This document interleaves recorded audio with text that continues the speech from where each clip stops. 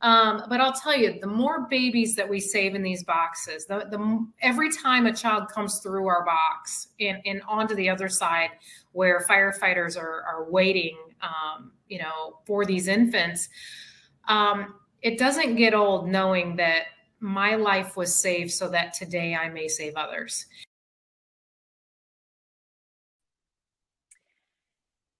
Hi, everybody. I tried to tell myself I wasn't going to be emotional about this show.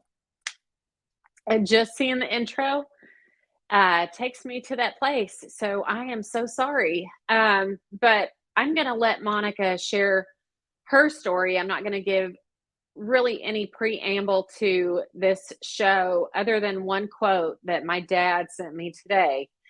And I truly believe that there is divine appointment and timeliness in things like this. And he had no idea this show was going on tonight. So, and I'm going to read it so I don't get it wrong, but the best lessons occur when we endure hardship, if we allow them to be times of learning. And so you're going to hear that in this show. And Johnny, I'm going to say, producer, just take it away. How are you? I'm well. How are you? I'm good. So thank you so much for being with me today. And I don't want to share anything ahead of time from myself about your story. I want you to tell your story, what Safe Haven Baby Boxes is, how it came to be, and how you're connected. Absolutely. So Safe Haven Baby Boxes is an organization that is geared at keeping babies out of dumpsters and trash cans. In America, every 3 days, we're finding a deceased newborn infant in our streets, in our trash cans, in our dumpsters. And so I've started this organization to eliminate that. And in order for people to kind of understand where my passion comes from and why I'm so passionate about this organization that I started, I have to take you back a few years to August of 1972. When a young 17-year-old girl was brutally attacked and raped and left along the side of the road. And this, of course, was when abortion was illegal in our country, even in the cases of rape and incest. And I'm not here to debate that. I'm just stating the facts. And this 17-year-old girl was strong enough to press charges against the man who had raped her. He was arrested and he was charged. And then, if that wasn't the worst of it, when her life was finally getting back to some normalcy, she finds out she's pregnant. And she was hidden for the remainder of the pregnancy, and then she gave birth in April of 1973 and abandoned her child 2 hours after that child was born and that child was made. So I stand on the front lines of this movement, ensuring that every woman has a safe, loving, anonymous option that my birth mother did not have back in 1973. And so I started Safe Haven Baby Boxes. Honestly, it was kind of a fluke because I was on a speaking tour in Cape Town, South Africa, and I was walking into a church with my partner on this trip. Her name was Pam Stenzel, and we're walking by this box in the side of a church, and we're like, "What is this, and what is it used for?" And they said, "Well, women come here at night. They basically place their child in this baby safe, and then they turn around and walk away, but they're saving the life of their child, and they're not throwing this child in an unsafe place." And I was like, does this really work? And they had saved 7 babies that year. So, wow. Yeah. And so on the flight back from Cape Town, South Africa, on a Delta napkin, I hand drew my version of the baby box, and then started the uphill battle of getting people to wrap their head around the fact that a baby box is better than a dumpster. Right. If I'm going to throw a child in a dumpster anyway. And so that's kind of the history of Safe Haven Baby Boxes and why I started it. So you are living proof that he can redeem everything. And your story is just amazing. And look at how many lives you're touching now as a result. So take me back to your journey. How did you find out your own personal story? Well, growing up, I didn't know. And so what I was told growing up was that my biological parents were young in love and couldn't care for me, so they placed me for adoption. And so I grew up thinking that I had this fairy tale family waiting for me when I turned 18 and that my birth records would be opened. And then I would be able to meet them. And I kept coming up against roadblock after roadblock after roadblock of trying to just get her name. And so I graduated high school. I joined the United States military, spent 8 years defending my country. And then after that, I decided, okay, it's time for me to start the search again of looking for her. And so I actually stumbled. So I never got a piece of paper that says, hey, her name is this. I stumbled upon this family, which I don't think is a coincidence. I honestly don't. I think this was just part of my journey that was supposed to happen. But I met her, I found her when I was 37 years old. And so hearing these words from her, and she was telling me about this story, you know, I just felt so bad for her, you know, like just empathy for her and her story. I didn't realize at the time that not only was she telling her story, but she was also telling me mine. Yeah. And so I struggled because I didn't want to be this kid. I wanted to be the kid that was loved so much by two parents that just were young and loved and couldn't care for me, and they placed me for adoption. And so I had to kind of grasp the facts that this was not the fairy tale that I had envisioned my whole life, and that I was whisked into this world by violence, and then basically thrown away like trash. And so. You know, and getting to know her, though, I do have to say this, because a lot of people ask me, are you angry with her? How did you feel? I've never been angry with her. And I don't know if that's just my personality or how I was raised, but I've never been angry with her. I actually thanked her because I was given such a gift of adoption, and my adoptive parents, who celebrated 50 years together in 2020, they were the example that every child deserves to have. Right. And so I was truly blessed, but this was a journey. This was a struggle, and this was a big journey for me to kind of get around. Yeah. And at 37, you've lived pretty much a lifetime, and with all of those thoughts in your mind, like you said, and then to realize the truth. How did you come to a place, though, where, obviously you told the story of finding out about the baby box and saying that you wanted to do this, but where did you make that connection that, okay, this could have been me? Well, I don't know that I ever made the connection that way. I'm a firefighter and a medic by trade. So as soon as I seen this box, it immediately triggered the safe haven law that has been in America for 20 years. Since 1999, we started passing safe haven laws. And so I knew this as a first responder that this was an option, but I'd never seen anything like this box before. And I was just so intrigued. But I'll tell you, the more babies that we save in these boxes, every time a child comes through our box and onto the other side where firefighters are waiting, for these infants, it doesn't get old knowing that my life was saved so that today I may save others. And Exactly. so, I cherish that. I'm grateful that this is my life. Before I actually thought it was a curse. Like, I didn't want to tell anybody that my biological father is a rapist and that my birth mom didn't want me. I mean, if there was a picture of a unwanted child, my face would have been on it. And I didn't want that to be me.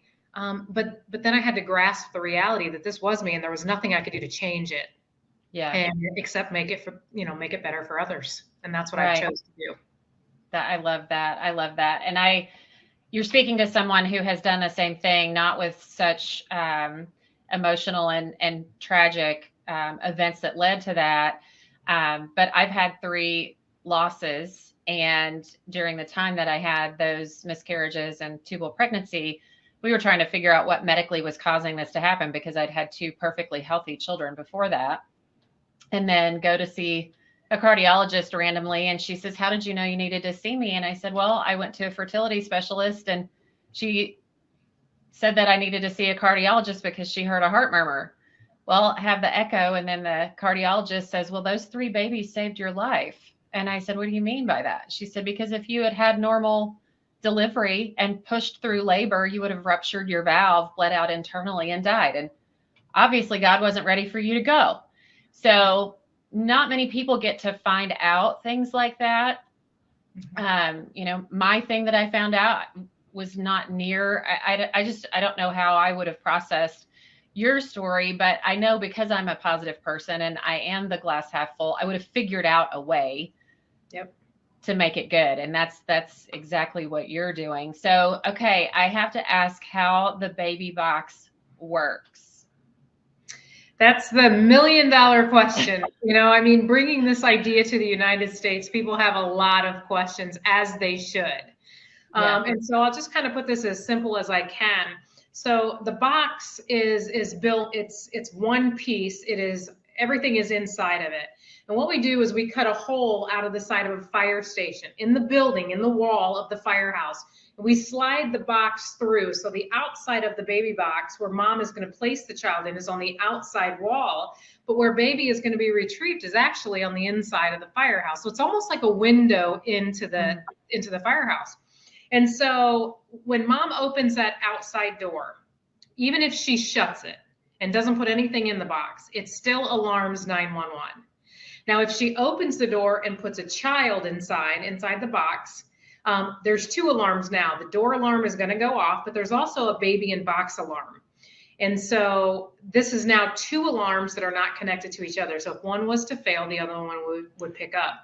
And then once she shuts that door, when there's a baby inside, the door locks. So if she changes her mind, she's going to have to go in through the inside of the firehouse to talk to fire personnel. And then we also have a power off. So if that box ever loses power, another signal goes out to 911 saying that their box is without power. These boxes are no good with no power.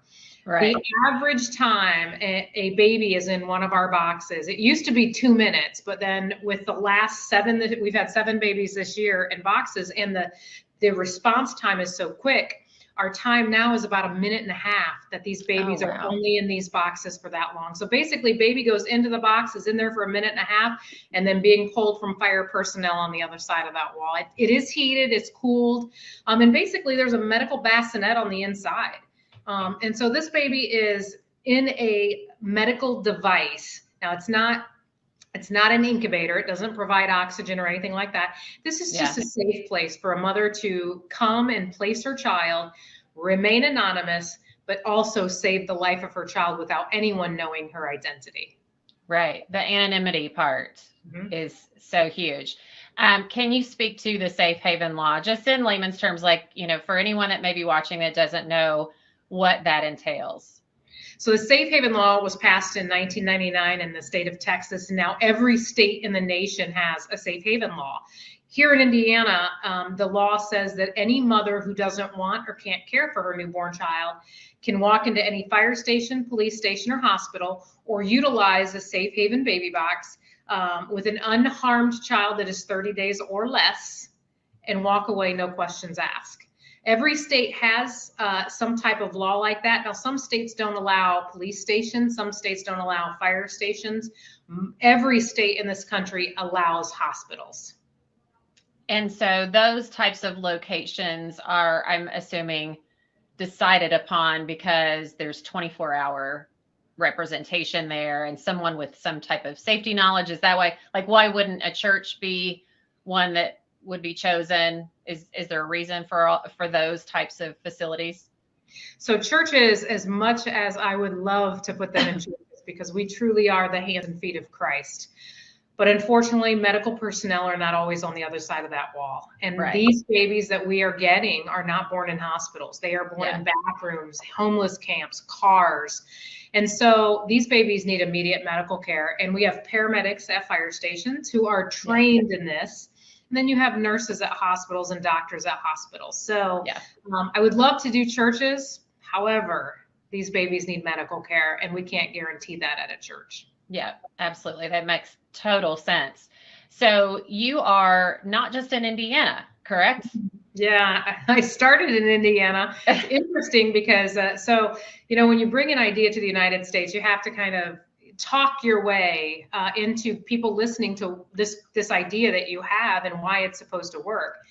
And so the joke of our organization, this is so funny. So my husband is the mayor of our city. And, and so I had to find someone that would allow me to cut a hole in the side of a firehouse and put a baby box in. Well, my husband was very gracious to allow us to put the very first box in America in his firehouse, which Awesome. I happen to be a firefighter and a medic at. So it actually was pretty sentimental, for Yeah. us, but also it put Woodburn on the map. We have 112 boxes right now in multiple different states. Yeah. And the first one was right here in Woodburn, Indiana, which is right outside Fort Wayne. So I did just Wow. want to start in Indiana, but then Christ led me to other states. And so wherever he leads me, I've always said that's where I'll go. So is there a cost involved to your organization, or does the state foot the bill for that? How does the financial side of it work? I am glad you asked that question because I love talking about the financial part of this because I'm so proud of the direction that we chose to go.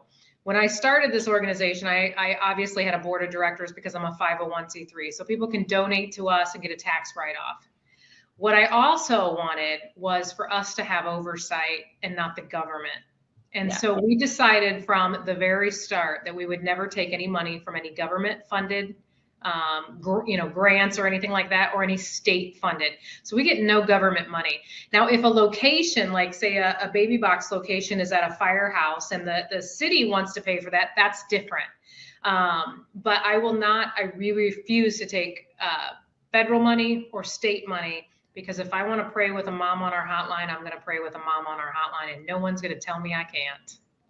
So with my husband and I's nonprofit, we started in an underserved community of Indianapolis. We have approached it from this same exact perspective. And I love not having any leashes tied to what we're doing. So yeah, so good for you. Well, so with that said, you've obviously put hundreds of boxes in. Are you doing fundraisers? Do you have private donors that are coming to you? I mean, how's that working? All of the above. Okay. I am a master fundraiser now. Yeah. I never thought I would ever put my name behind that. But when I'm raising money for other people, when I'm raising money for other women and children that we're helping, it's a lot easier for me than raising money for myself. Yeah. And so we do a ton of fundraisers. We do have a lot of donors that step forward. But then we also, we partner with communities. So we just launched in New Mexico. And New Mexico it was this huge case on the news back in January where I'm not even kidding you. It's almost gruesome to watch, but this baby did survive. But this mother literally took this bag, and it's all on video, and just tossed this newborn in a dumpster inside a bag. Goodness. And so you see that and you see, okay, we've got a problem here. And so they have literally, the communities down in New Mexico have rallied around us and said, what do you need? And we're like, we need funding to put more boxes in New Mexico. And so, and they are coming in droves. I'll tell you, when people see the problem, when people see what's wrong, they're more apt to give when they see the solution. Right. And so Safe Haven Baby Boxes is that solution. And we need their help to get more boxes in the communities. And so they are a lot of communities stepping straight up to the plate. That is so awesome. And so can you share with us, this may be too personal of a question, but can you tell us how much it costs to install a baby box? So we don't sell our baby boxes. That's probably the biggest misconception. And I'll tell you why, because that kind of seals it. When I first started this organization as a firefighter, I knew that fire stations didn't have money. They just don't, especially in your rural areas. They are like scrounging for every penny just to get life-saving equipment. And so we decided to do a lease program, and the community has to raise at least $10,000 up front to do the program. And so when the community hits that landmark of $10,000, then what we do is we lease the box to the firehouse for $300 a month. Or not a month, I'm sorry, $300 a year. Okay. And so that's all they pay. So if this box breaks, we repair it. They don't have to pay for it. So the only thing that they have to budget every year is $300. And that's it. And then you service it. We service it. We maintain it every year. We do upgrades on them, because when electronics become better, we want these boxes to not be outdated. So we update them. And we have a lot of donors that support us in this ministry to where we can upgrade them, and it does not cost the location anything. How did you find the people to actually build it for you? Oh, that's a So that's a funny story. So when I got back from Cape Town, South Africa, I had this little Delta napkin, and I hand drew my version of the baby box, and I And took that's it where the best plans are laid, is on a napkin. on a flight napkin. Yeah, Yeah. because you don't have anything else to do. And but they're sit little there and- bitty, they're little bitty ones. Yeah. Well, I still have that today, Aw. the napkin. So that's pretty awesome. But anyways, so I took that napkin to a builder in Fort Wayne, Indiana, and I said, I want you to build me a baby box. And he's like, a what? Like, Yeah. what are you talking about? And this is funny because he's a full-time firefighter for Huntertown Fire in Indy. It's right outside of Fort Wayne. And Okay. and I said, well, I'm going to put these boxes in fire stations and save babies. And he was like, what are you talking about? Yeah. And he's like, well, for $700, I'll build you a prototype. And so I wrote a check from my husband's account and walked out of there like a boss, thinking I just had it all made. And Oh, yeah. and Wow. and then I had to find a legislator that would pass the law allowing these. And so it's been a process. It's been a journey. But every step of the way, with Christ on our side, doors continue to open. Yeah. Yeah. He uses it all. That's kind of been, just in the last couple of months, that has been very prevalent in my mind and on my heart. And then when I saw your story, it was like, that's a perfect example of this. And so I selfishly wanted to share it. So, how can people help you besides donating, which is a huge thing, but how can people help you, or maybe even get involved? We're always looking for volunteers. We hold 2 main events every year to help us fund. We have a building that we just bought this year. We'd saved up so much money over the years. Finally, we were able to buy a building. And so now we have maintenance costs and stuff like that. But now we're all in one central location, which is really great. Yeah, but definitely financial donations are always best, but we also need volunteers, and our volunteers truly are the workhorse, behind us getting everything put together. We have a lot of silent auction items that we do at both of our main fundraising events twice a year. This year it's going to be in Indianapolis at the end of the year in November 5th, and our speaker is Kirk Cameron from Growing Pains. Oh, seriously? I love him. Oh, wow. And so the last banquet we had Willie Robertson from Duck Dynasty. Yeah. And so these guys, these men are all about adoption, and so are we. We're so positive on adoption. And so having Kirk Cameron just made sense. So you can volunteer to help with the banquet, help gather items, do mailers for us. I mean, there's so many things that we do. And the education in the schools. We have people that go into the schools and do the education too. So anything that people want to do, we probably have a job for you. That is amazing. So obviously you're in Fort Wayne, but you have a lot of things going on in Indianapolis, and we have a lot of baby boxes in our area too. I think Marion County, though. Do you have any in Marion County? Wayne Township in Marion County, which is where we are. Yep. Yeah. So, and there's one in Decatur too, right? Decatur Township. Yep. Yeah. They've had 2 babies at their firehouse. Carmel obviously has had 3 babies in their firehouse baby box. And that's just recent, correct? The Carmel one's very recent. Well, the most recent one was actually Mooresville. Okay. South of you guys, but prior to that, we had back-to-back surrenders at the Carmel fire station. All 3 of them were healthy and beautiful, and the guys in Carmel did a great job. I mean, every place that has a baby box, I mean, they know the program, they work the program, and they believe in the program. And so you guys really have a lot of great firefighters in the Indy area that really stand up for life. Yeah, we do. We know a lot of them. We've gotten to know a lot of them through our nonprofit. Obviously they have to come and inspect our building every year. So we've gotten to know them that way, but they come to a lot of our events, and the kids and the families just love seeing them. And they've brought the fire truck to our anniversary open houses and things like that. They're very involved in our community. So we're extremely grateful for all of them. So, well, anything else that maybe we didn't touch on that you want to share, something I forgot to ask, anything that's just on your heart and important for us to know?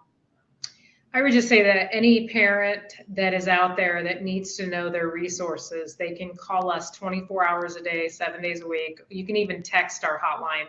Our hotline is nationwide, so it doesn't just have to be where there's a baby box. We will help you stay legal if you want to surrender with, under the protection of the safe haven law, because every state has different laws, and we want to make sure that you follow them so that you're not prosecuted. And plus, we'll walk alongside you on your journey. We offer free counseling, free medical care. So, if you're in any place in America and you need to know what your resources are or options are, our number is 1-866-99-BABY1, and it's BABY and the number 1. It's also on our website. I think I have it behind me, but because we're on split screen, you can't see it. So, so we will post all of that in the comments as well. I'll share your website. And as I was doing a little bit of homework too, have you finished your book? I did. Okay. And so where can we find your book? My book is on Amazon. It's called Blessed to Have Been Abandoned, the story of the baby box lady. And I've been dubbed the baby box lady of America. I think the New Yorker is what dubbed me that. And now people just call me that. So I'm just kind of like embracing it. You might as well. Yeah. But it's called Blessed to Have Been Abandoned, the story of the baby box lady. And you can get it on Amazon.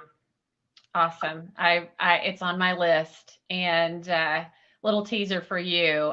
Linda and I are getting together next week, and I think our follow-up show might be on her side of your story. So, Awesome. Yeah, thank you so much for everything that you're doing. You've been doing it for a long time, but I think right now, because of everything going on in the world, the spotlight has probably shifted, I would bet, for you.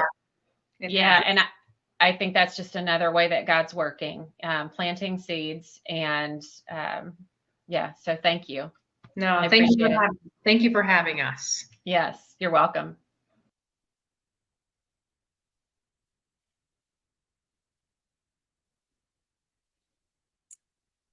Okay, so I think we're back. And I, again, am going to try to not be emotional. So, Johnny, are you going to come on with me so we can talk about this? I was waiting for you to say to come on. Yeah. I'm here. So this story just really touched my heart, and I need to let you talk for a minute. Well, I can do that. And this is, I think, one of the things, abortion has been in the news here lately, and I know she doesn't really want to talk about that because I like her focus on what she's doing. But, back 50 years ago, it was shameful for you to be pregnant out of wedlock or some way like that. And, at least that stigma is not quite as bad as it was. It's not so bad that you would, throw your baby off the bridge into the creek, or in modern days, throw your baby in a dumpster. So I think this is something that should be more widespread. And it sounds like she's, been doing this for a while, and she's not going to give up until she gets more every places. And yeah, so she's doing a lot of education, and they're trying to get into schools and talking to young women. As I was researching her story, I kept thinking back to when I was in junior high, and there was a young lady who was one of our classmates who one year we just realized she wasn't in school, and she wasn't there, and she wasn't around, and no one knew where she was, and she was gone for a year, and then a year goes by, and then she comes back. And I don't think we found out until a few years later that she had become pregnant and gone away, had the baby, put it up for adoption, and then came back.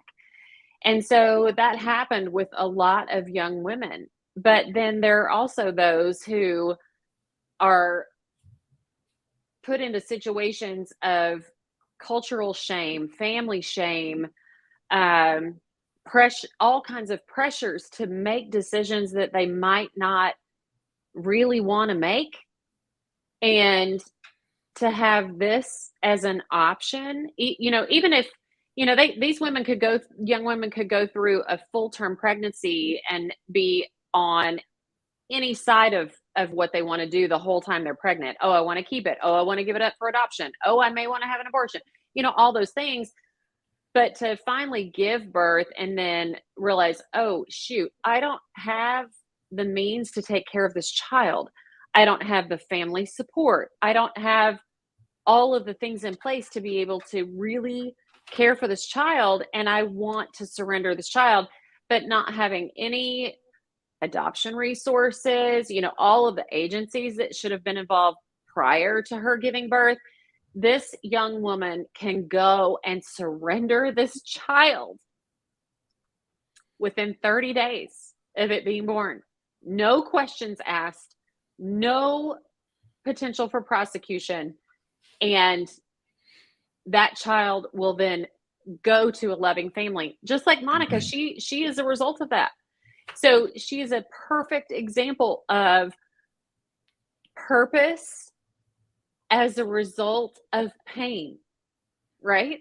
Yeah, well, you know, and that's a whole interesting comment in itself, because that's one of the questions that came up. I mean, here in Indiana, we had a 10-year-old from Ohio come to Indiana to get some things taken care of. And you wonder, yeah, I don't think a 10-year-old should be having a baby. I didn't know that could Okay, happen. so can I speak to that for 1 second? Yeah, So I have been so quiet about all this, and I oh kind no, of here feel we like, go. well, no, so I kind of feel like there are enough voices out there chattering about this stuff. I don't need to add mine to it, right? But here's what I want to say about that, because I have done the research. So those people spouting off about all this, have you done your homework? Ohio has laws in place that would have allowed for this to happen in their own state. They would not have had to come to Indiana. It was made into a media circus, and people, do your homework. Ohio could have taken care of this on their own, but because they wanted to make this into the national spotlight and to promote it for whatever agenda anyone has going on, I'm sorry, stop talking. Do Well, your but could it, I homework. mean, you know, we could go back to the part about, you know, the shame of things. Could they have done that Yeah. because they didn't want to have it close to home? Or, I mean, I didn't, you did the That's not homework. the way I took it, because of Okay. the I just way was, that I just, the doctor here in Indiana is the one who publicized it. okay. It has, yeah, no. I don't agree with that at all, because there are plenty of they could have gone out of city in Ohio, in the state, and still had it quiet. They didn't have to cross state lines to come to Indiana to get it done. Well, it sure No, isn't quiet now. So, I mean, and no, which to me, at the very least, is a HIPAA violation, because of the, you know, exactly, because they gave away too many details that you could actually track down exactly. the other sides of these things. So, Yeah, yeah, and that's what I think. This is a very emotional topic. And, you know, when, you know, you see social media or whatever, oh, and babies are so cute, you know, but then when you have one and you got to change those diapers and you got to buy the formula and you got to do all that stuff.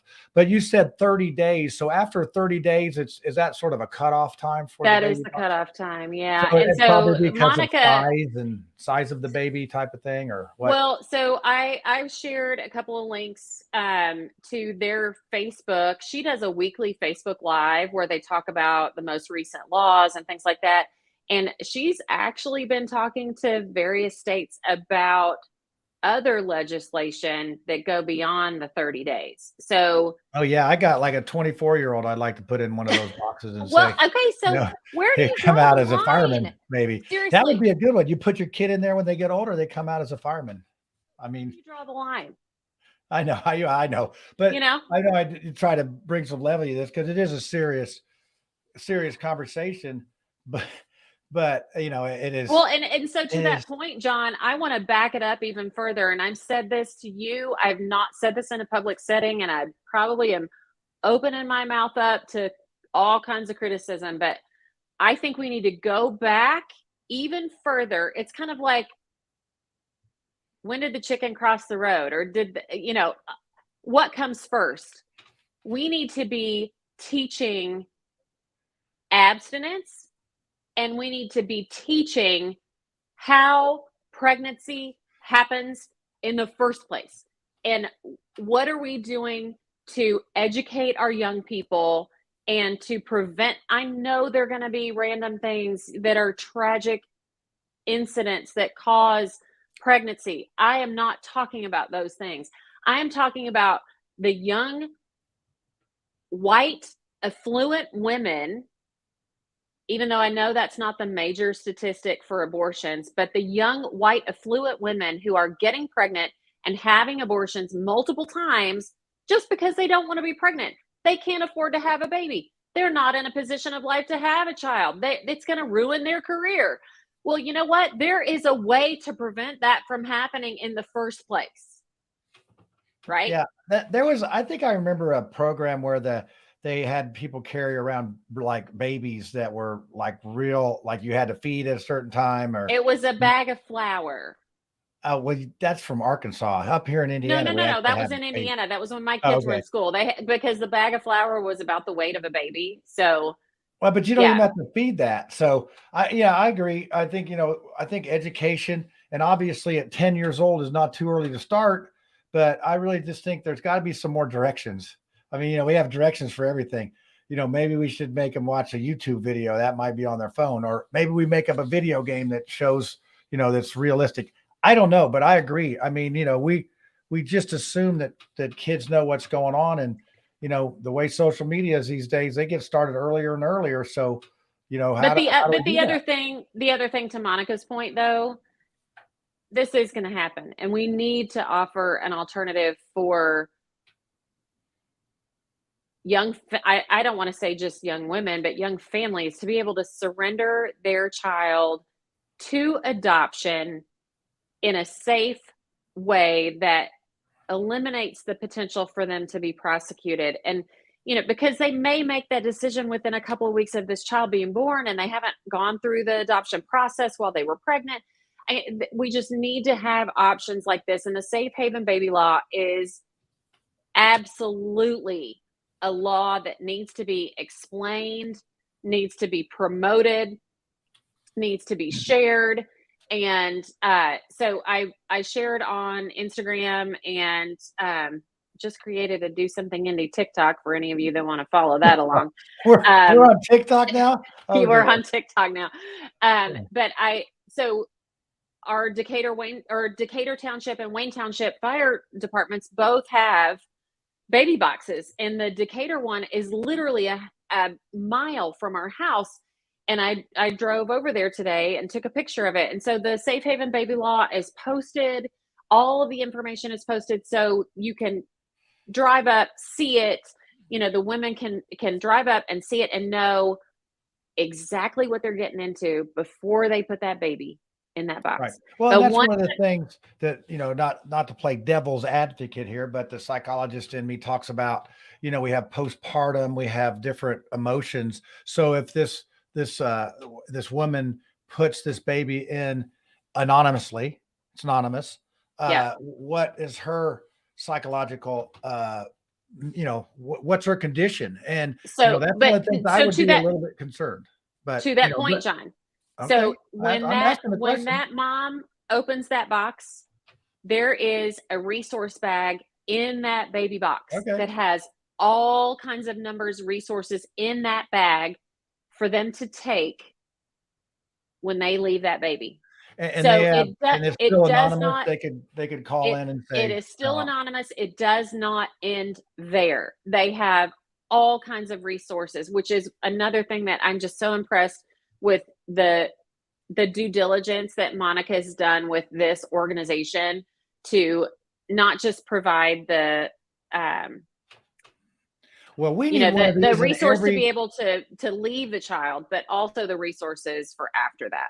Well, we need to have one of these like in every fire department, or at least close. So here's something that I learned, and I'm gonna speak. This is me, Lisa, personally speaking, not Monica speaking.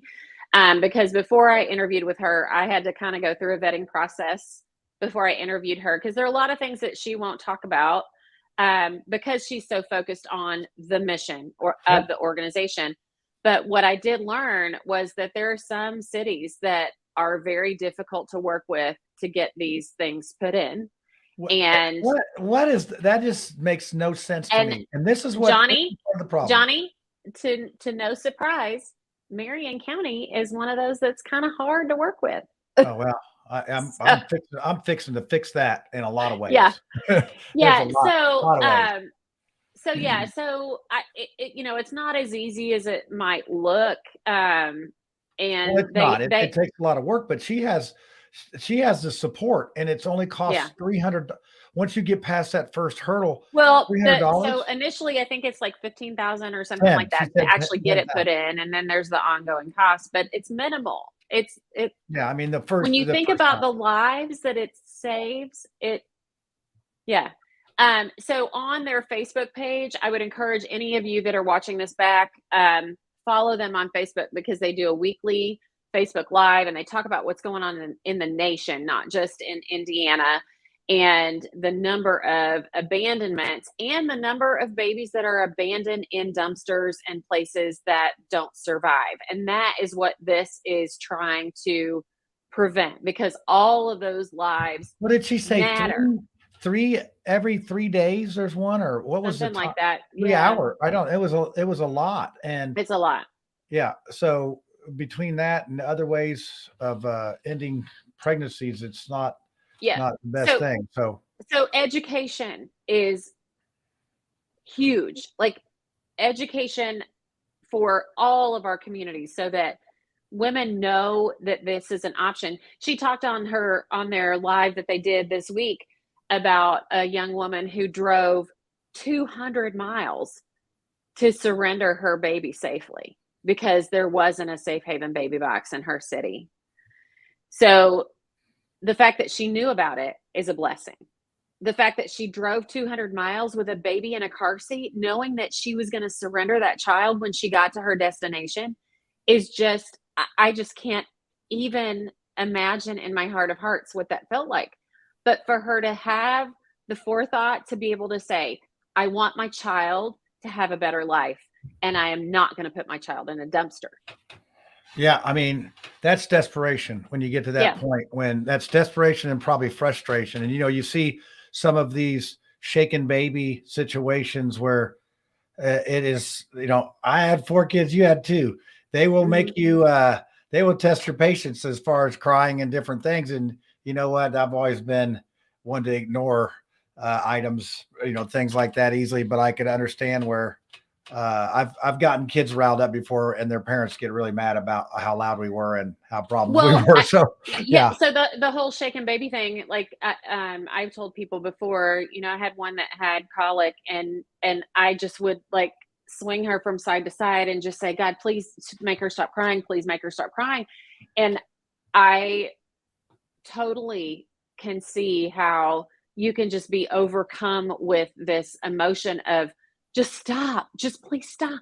You don't even realize what you're doing at that point, but to have hopefully people in your life that can speak into that and say, hey, you need help, or maybe there, here's another alternative, or in this case, within 30 days, if you cannot take care of this child, you can safely surrender this child for adoption so that they have hopefully a wonderful life that maybe you can't provide to them.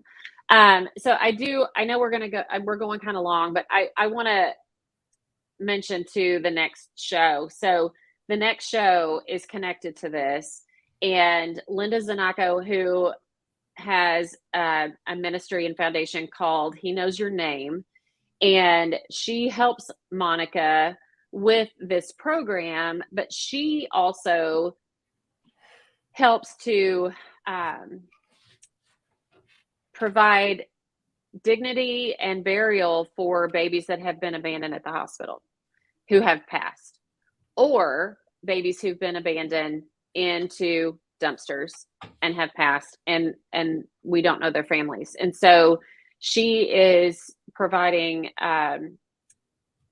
not only a graceful and blessing filled burial for these children, but in some cases she's connecting with the parents and providing some closure for the parents.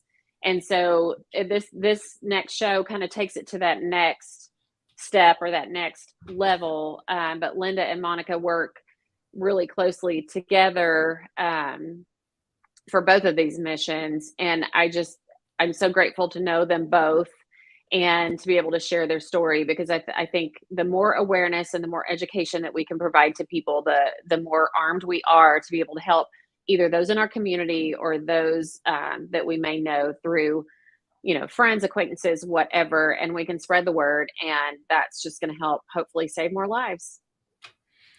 Yep. So speaking of shameless plugs, I'm going to go ahead and play our clip from, this has been a big week for Chateau de Marseille. We had Mouthwash Talk Show last night. We have Do Something Indy this night. And then we have a once a month show that's coming up this week. It's a forensic foreplay, and it's with Dee Dee Merritt, and she's about half crazy. That's all right. Which is not even close to what our topic was. No, it's not even close. But I was supposed to play it last night. I didn't have time, so I thought, well, I got this clip. I'm going to play it. So this is your ad.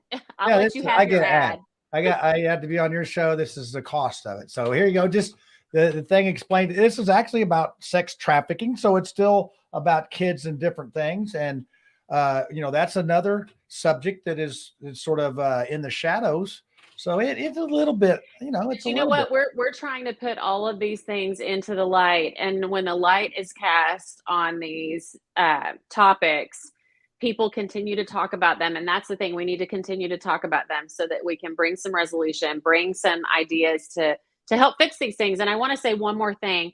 So in Monica's live Facebook show, and I put the link in our comments to that, I think it was just a few days ago, she says more than once, I'm tired of hearing people complain about these issues. We need to just do something. Yeah, no and kidding. She said it multiple times. And I'm we've been touting that for 7 years now. Yeah. And so that's what this show is about. So doing something, and we have, I don't care what it is you're passionate about. You don't even have to be passionate about it. If it's something you're just interested in, figure out a way to get involved to try to help do something. That's what it's all about. Yep. All right. Well, we'll just end the show. I'll play the clip and we'll end the show. And I hope everybody enjoyed this and got a little bit smarter about baby boxes. And remember, get out there and do something. So, hey, we'll see you next week. Same bat time, same bat channel. Over and out.